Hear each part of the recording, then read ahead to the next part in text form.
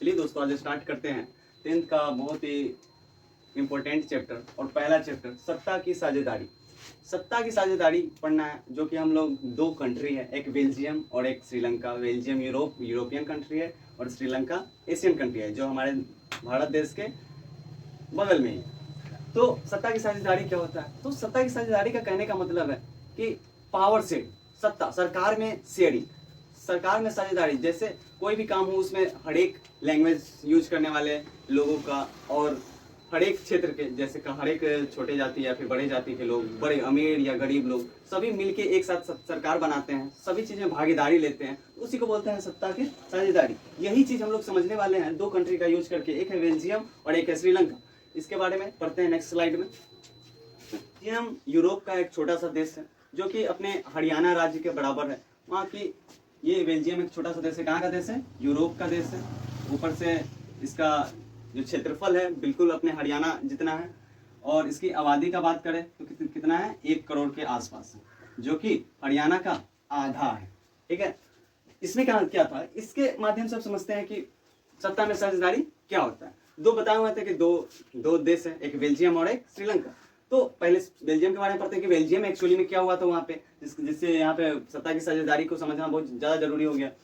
वहाँ पे हुआ था कि वहाँ पे अलग अलग हर जगह होता है कि अलग अलग भाषा बोलने वाले लोग रहते हैं। यहाँ पे जैसे हिंदी बोलने वाले हैं, कुछ तमिल बोलने वाले हैं, कुछ उड़िया बोलने वाले हैं, ऐसे होता है। कोई कुछ गुजराती बोलने वाले हैं। वैसे ही वहाँ बेल्जियम, जो यूरोप का एक छोटा सा देश है, जहाँ की आबादी 1 करोड़ है, जो हरियाणा क्षेत्रफल में हरियाणा राज्य के बराबर है, उसमें क्या था कि डच भाषा बोलने वाले जो लोग थे वो थे 59% लोग बोलते थे डच भाषा, और 40% लोग बोलते थे फ्रेंच भाषा, जो कि अल्पसंख्यक है यहाँ पे फ्रेंच। और ये बात हो रहा है पूरा बेल्जियम का। जो बेल्जियम में टोटल कितना मतलब बोला जाता था, तो वो पूरा बेल्जियम कंट्री का बात चल रहा है। तो वहाँ पे 59% लोग डच बोलते थे और 40% लोग फ्रेंच बोलते थे।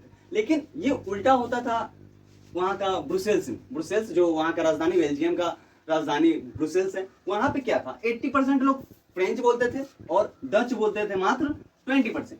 यहाँ पे बहुसंख्यक है डच भाषी और यहाँ पे है 20% ही मात्र अल्पसंख्यक। यहाँ पे अगर राजधानी की बात करें, राजधानी ब्रुसेल्स की बात करें, तो उल्टा हो गया।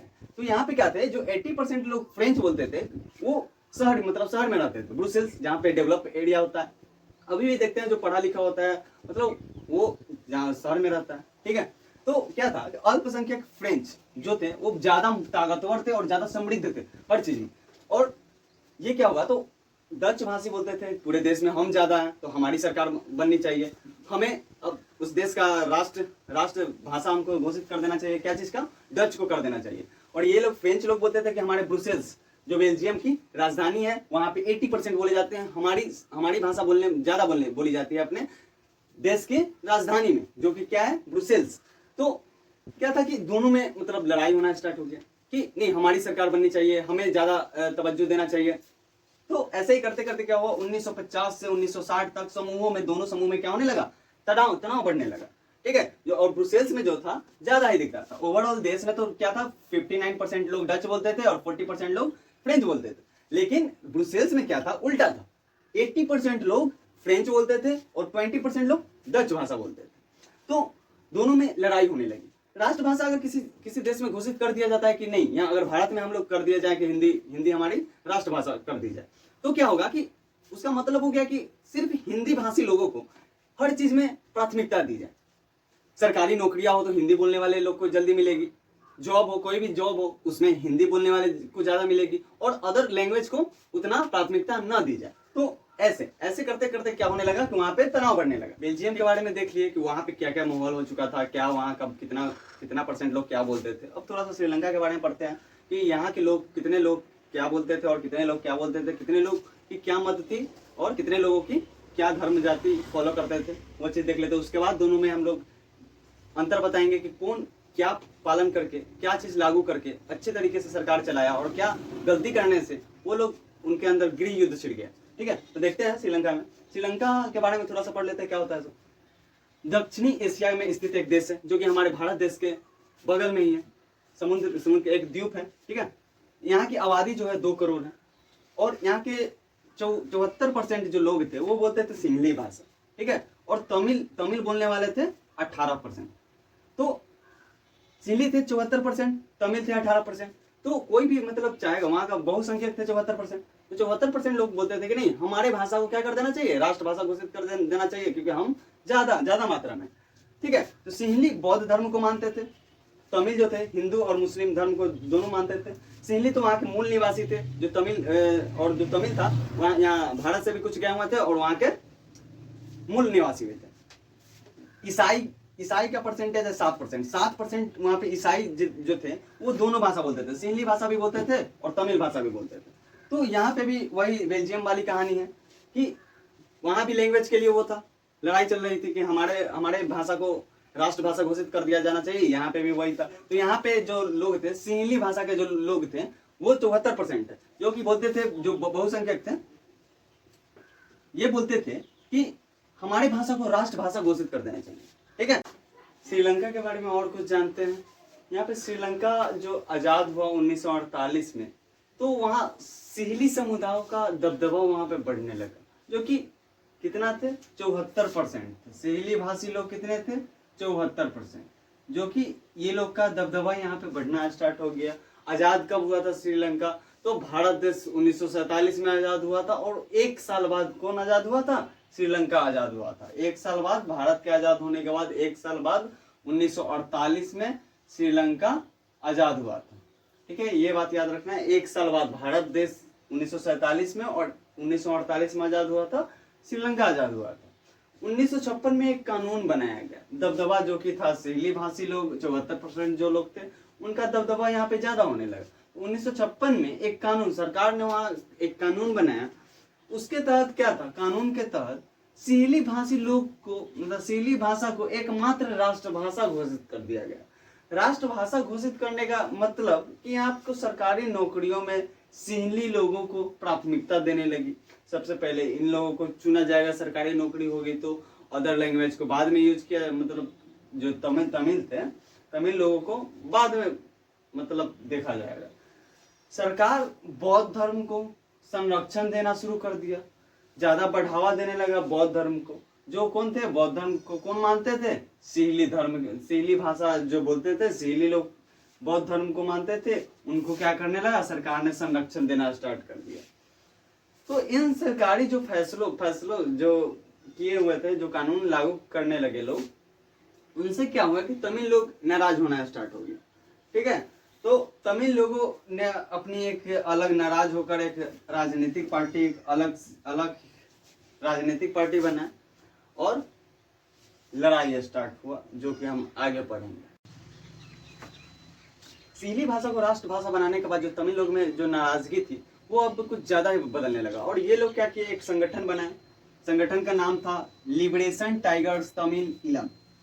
लिबरेशन टाइगर्स तमिल इलम बनाए, और ये लोग क्या करने लगे, समुदायों के बीच में गृह युद्ध होने लगा, और इनका तमिल भाषी लोग जो थे उनका भी अब डिमांड आने लगा कि भाई हमारे भाषा को भी अब क्या बनाया जाए, राष्ट्रभाषा बनाया जाए।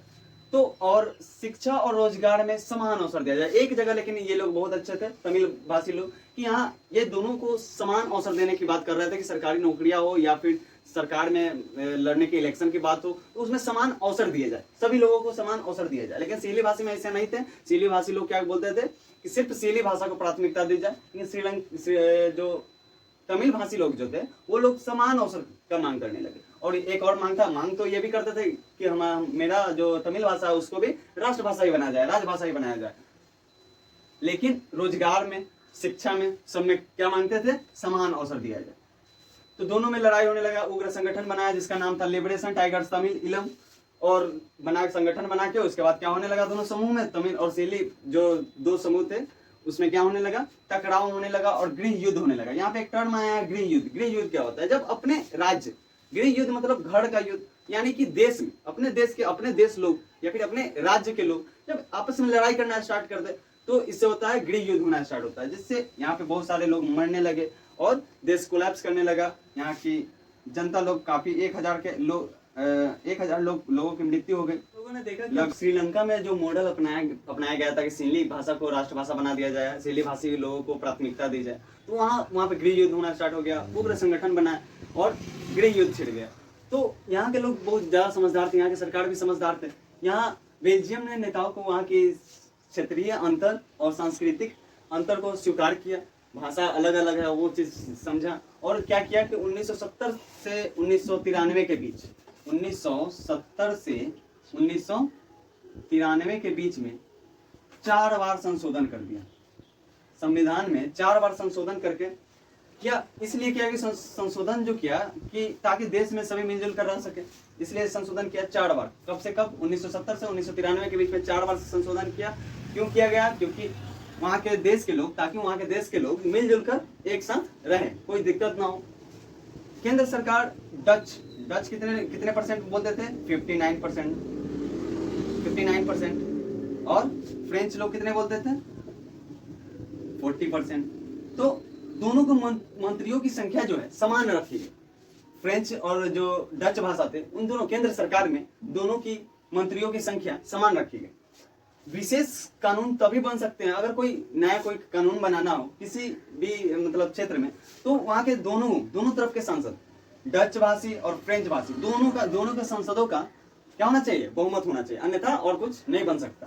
ठीक है, तो यहाँ तक समझ गए कि कैसे मतलब कि सभी को समानता देकर गृह युद्ध को टाला जा सकता है, देश को आगे बढ़ाया जा सकता है। अगर सत्ता में अगर साझेदारी, यहाँ पे क्या हो गया? यहाँ पे सत्ता में साझेदारी हो गया, दोनों भाषी लोगों को क्या हो गया? डच भाषी और फ्रेंच भाषी लोगों को सत्ता में दोनों को समान अधिकार मिला, जिसके कारण यहाँ पे लोग खुशी खुशी एक साथ रहने लगे, कोई दिक्कत नहीं आया। लेकिन श्रीलंका में क्या हुआ था? वहां में जो सरकार मॉडल अपनाया था वो एक ही भाषा को प्राथमिकता दी गई, जो कि सहेली भाषा था, जिसके कारण गृह युद्ध हो गया। और क्या हुआ? जब भी युद्ध होता है तो कोई भी देश कितना 10 साल 5 साल पीछे चली जाती है। अभी तक हमने देख लिया कि बेल्जियम और श्रीलंका में सत्ता की साझेदारी न होने के कारण कैसे कैसे प्रभाव पड़ा वहाँ पे, और गृह युद्ध छिड़ गया श्रीलंका में, और बेल्जियम वहीं पे सत्ता की साझेदारी सभी लोगों में हुई, उसके कारण वहाँ पे अच्छे से डेवलप कर पाए। तो वही देखते हैं आज, क्या सत्ता की साझेदारी जरूरी है? तो बिल्कुल हाँ जरूरी है।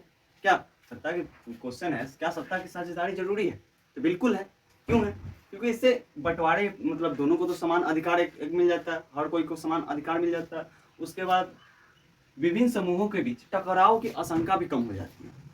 अगर सभी को समान अधिकार दे दिया जाए तो वाजिब सी बात है कि वहाँ में लड़ाई कम होगा, एक साथ सब कोई मिलजुल कर आ सकते हैं। क्या? तो इसी से विभिन्न समूहों के बीच में टकराव की आशंका कम हो जाती है।